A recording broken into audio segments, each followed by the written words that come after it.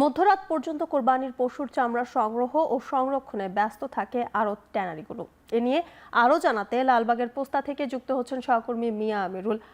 আমিরুল, রাতেও কি চামড়া আসছে পোস্তা, এবং ব্যবসায়ীরা কি সব চামড়া আড়তদারদের কাছে বিক্রি করতে পেরেছেন কিনা জানতে চাই।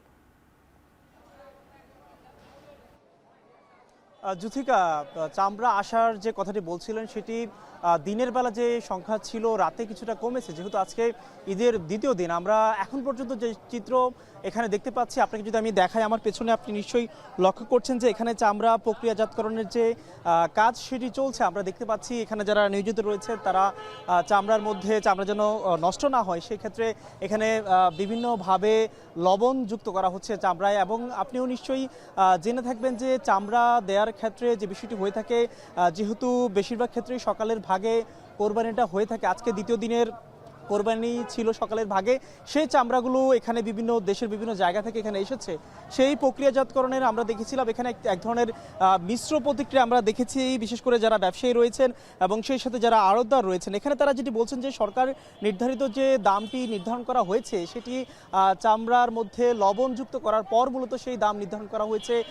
সেখানে তারা যেমনটি বলছিলেন যে চামড়া প্রতি প্রায় 1000 থেকে 1200 টাকার মতো যে দাম সেটি তারা পাওয়ার একটা আশা করছিলেন এখানে যারা চামড়া বিক্রি করতে এসেছিলেন। তবে যেহেতু এটি তারা কাঁচা চামড়ায় বিক্রি করতে এখানে এসেছেন, এখানে চামড়ার মান বেঁধে বিভিন্ন ধরনের দাম হাঁকানো হচ্ছে, সেই ক্ষেত্রে দাম কমার যে বিষয় সেটি নিশ্চয়ই আপনিও জেনে থাকবেন। এবং এখানে আরও একটি বিষয় যেটি হয়েছে যে চামড়া মূলত কেনার ক্ষেত্রে যে বিষয়টি দেখা হচ্ছে, চামড়ার রং এখানে কোনো ধরনের কাটা ছেঁড়া থাকে কিনা সেই বিষয়টি দেখা হচ্ছে। এবং আমরা আড়তদারদের সাথে কথা বলে যেমনটি জানতে পেরেছি, তিনি আমাদেরকে বলছিলেন যে বিশেষ করে গরুর কিংবা অন্যান্য যে পশুগুলো রয়েছে সেই পশুর মধ্যে অনেক সময় রোগ বালাই থাকে, বিভিন্ন ধরনের সমস্যা থাকে। সেই সমস্যাগুলোর ফলে মূলত চামড়ার যে ভেতরের অবস্থা সেটির মধ্যে নানা ধরনের সমস্যা থেকে থাকে। সেই সমস্যা কিংবা সার্বিক বিষয় দেখার পর মূলত এখানে দাম নির্ধারণ করা হচ্ছে। এবং আপনাকে যদি আমি একটু দেখাই, আমার ডান পাশে আমরা এখানে দেখতে পাচ্ছি আড়তদারদের সাথে ব্যবসায়ীদের এক ধরনের দর কষাকষি হচ্ছে।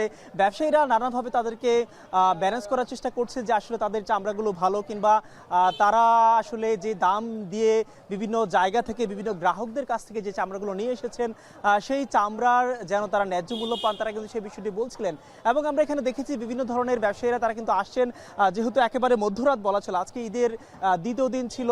গতকালের তুলনায় আজকে যদিও উপস্থিতি কিছুটা আমরা কম দেখতে পাচ্ছি, তবে এখানকার যে অবস্থা সেটি দেখে যেমনটি নিশ্চিতভাবেই বলা যাচ্ছে যে চামড়ার বাজার বেশ জমজমাট হয়ে উঠেছে। এবং চামড়ার যে সার্বিক কার্যসূচি সেটিও আমরা কিন্তু বেশ ভালো পরিমাণে লক্ষ্য করছি। এবং এখানটা বলা চলে সার্বিক যে আয়োজন, সার্বিক যে প্রস্তুতি, সার্বিক যে কর্মযোগ্য সেটি খুব ভালোভাবে চলছে এই মধ্যরাতেও। তারা যেটি আশা করছেন সার্বিকভাবে তারা ন্যায্য মূল্য পাবেন।